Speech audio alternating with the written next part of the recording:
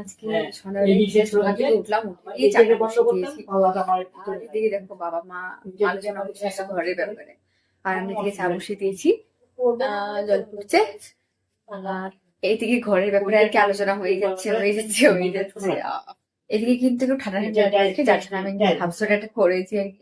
যেহেতু কালকে বৃষ্টি হয়েছিল, আজকে সকালেও বৃষ্টি হয়েছে, তো যার কারণে আমি কিন্তু সোয়েটার পরে, ঠান্ডা লাগছে হালকা হালকা, তো যার জন্য সোয়েটারটা পরেছি।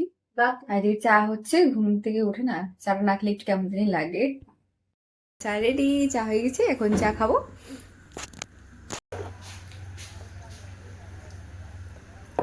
চা খেয়ে অনেক কাজ আছে, পুরো আর কি ঘরটা ছড়িয়ে আছে কাজ দিয়ে।